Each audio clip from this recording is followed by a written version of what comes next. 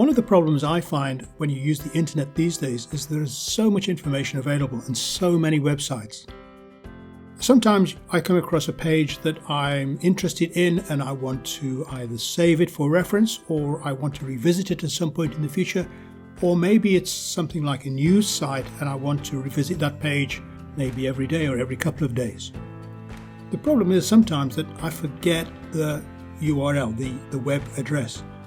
I forget how I got to it, and therefore I can't go back to that page because I don't know how to get there. Now fortunately, web browsers will have a function that enables you to save a particular page so that you can easily revisit it simply by clicking on a link to that page. And I'm going to show you how that works in Google Chrome, and it's called Bookmarks. So the first thing you need to do is to open Google Chrome and navigate to a web page. Now I've opened U3A Helderberg just for purposes of example, and if you wanted to save the entire site, then you would save the home page, you'd bookmark the home page. But if there's a page within a site, you can also bookmark just that individual page if you want to. So the way to bookmark the page is to click on this little star in the far right of the address bar. This then opens two options. One is to add a bookmark and the other is to add to reading list. Now we want to add a bookmark, so we click on the top option there, add bookmark, and then we get this little window. And in this window you'll see that the top box there, which is the shaded one, is the name of the web page. Now sometimes web pages have quite long names, and because this is highlighted, it indicates that you can edit it. So you can make it shorter, you can change it to a name that means something to you and will remind you of what it is, and that will be the thing that appears as your bookmark on Google Chrome, which I'll explain in just a second.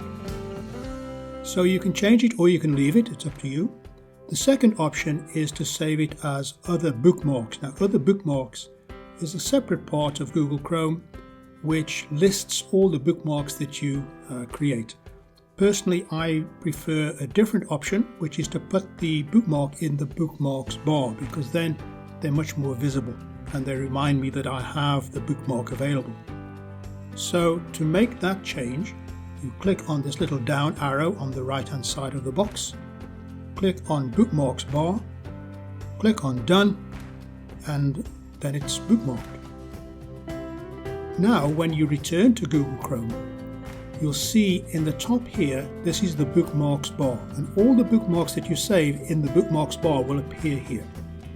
And what now happens is that if I want to return to the U3A Helderberg site at any time, I simply click on this and it will take me straight to that page. Now the one problem with this is that the Bookmarks bar has limited space. If you have a lot of bookmarks, then you're quickly going to run out of space across the top. And if you have run out of space and you've got too many bookmarks for the bar, then you'll see these two little arrows on the right hand side here. That indicates that there are other bookmarks available. So if you click on those two, then you'll see which bookmarks are hidden from view. Now that doesn't work terribly well for me because I do like to have the bookmarks visible in the bookmarks bar. So the way to work around that is to put your bookmarks into folders, and you can group different types of bookmarks in the same sort of topic if you like. So let me just show you how that works. So first of all, you click on the three dots in the top right of the window. That will open a menu that looks like this. Click on Bookmarks and then click on Bookmarks Manager. And the Bookmarks Manager page looks like this, and what you can see here is a list of all the bookmarks that I have in Google Chrome. They're across the top in the bookmarks bar, but obviously not complete, but the list is a more complete list. So what I now need to do is to click on the three dots in the blue bar, click on Add New Folder, and when that opens, we have this window which gives us the opportunity to create a folder and give it a name. So we can give it any name we like. So let's create one that's called Social, and we'll just type that in, click Save.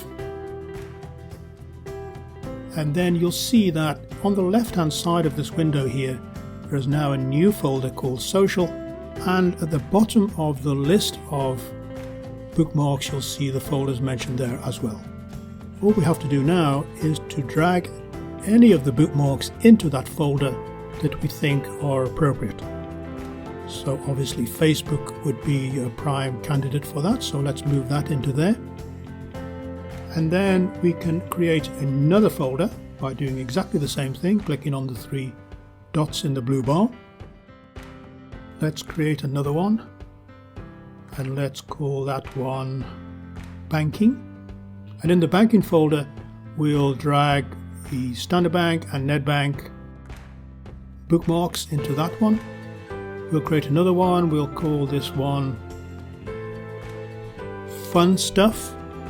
And in Fun Stuff, we'll drag Harley Davidson Cape Town, Mini, Royal Portfolio Hotels.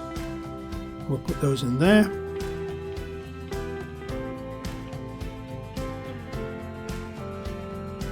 And there's another one for Social, LinkedIn. We can go into the Social folder.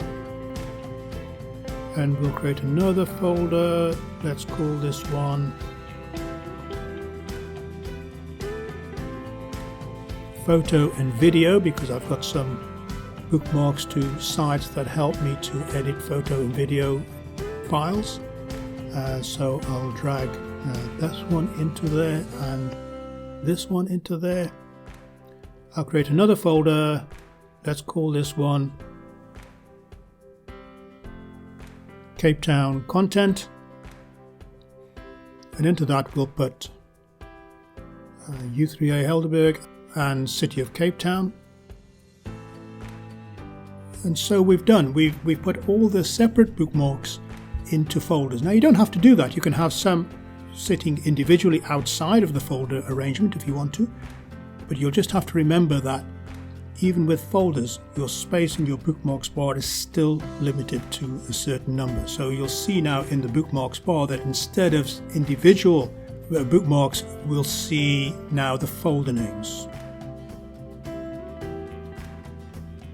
So if I want to visit anything within those folders, I first click on the folder, and then whatever's in the folder drops down in a menu below that, and I simply click on whichever bookmark I want. That will then take me directly to that particular web page. So here's one that I saved. One thing that we do need to remember is that when you visit a web page that you've seen before, that you do need to reload the page, to refresh it, just to make sure that you're seeing the latest version of that page. Because if you've been to a website, your browser may well just cache that site so that it sits on your PC in a cache, and when you revisit that page, it brings it from your PC, not from the website server. Refresh the page and you'll see the latest version of the website. And that's all there is to it. That's how you create a bookmark in Google Chrome that enables you to save web pages and websites so that you don't have to remember them. You can simply click on a link and it will take you there at any point in the future.